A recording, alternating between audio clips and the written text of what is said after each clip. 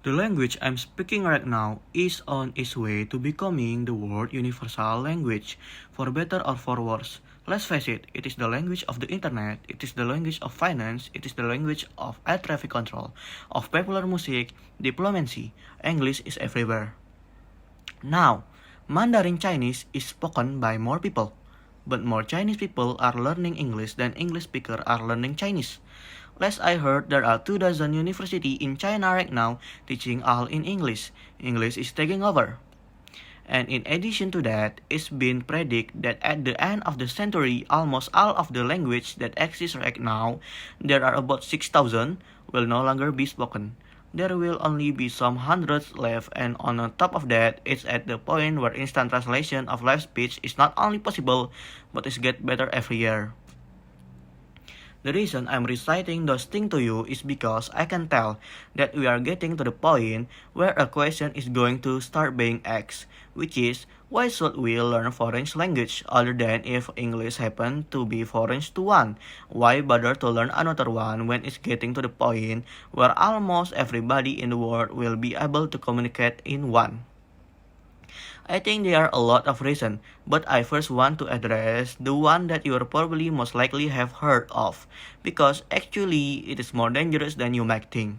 And that is the idea that a language channel your talk. That the vocabulary and the grammar of different language give everybody a different kind of acid trip, so to speak. That is a marvelously inciting idea, but it's kind of fraud.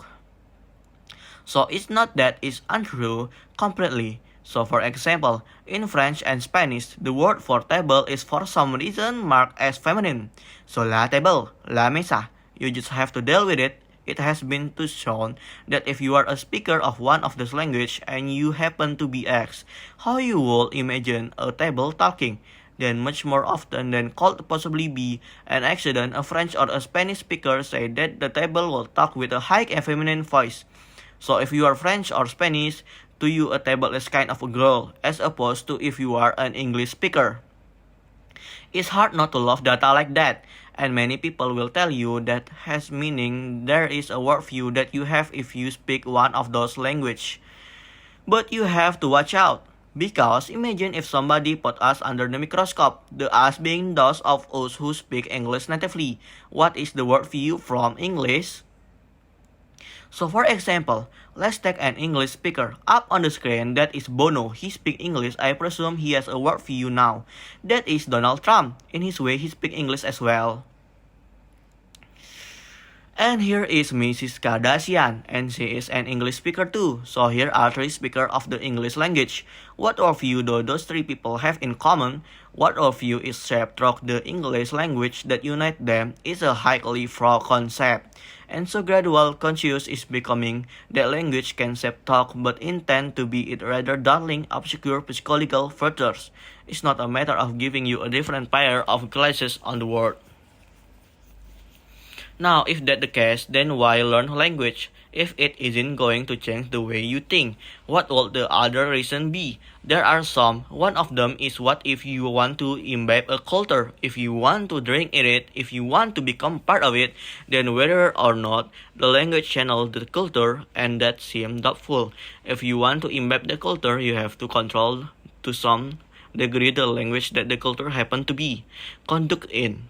There are no other way. There an interesting illustration of this. I have to go slightly obscure, but really you should check it out. There are a movie by a Canadian film director, Denny Arcand, read out in English on the page. Denny Arcand, if you want to look him up, he did a film called Jesus of Montreal, and many the characters are vibrant, funny, passionate, interesting French-Canadian, French-speaking women. There one scene closest to the end where they have to take a friend to an Anglo hospital. In the hospital, they have to speak English. Now they speak English, but it's not their native language. They rather not speak English, and they speak it more slowly. They have accent. They're not idiomatic. Suddenly, this character that you've fallen in love with become halves of themselves. They are shadow of themselves.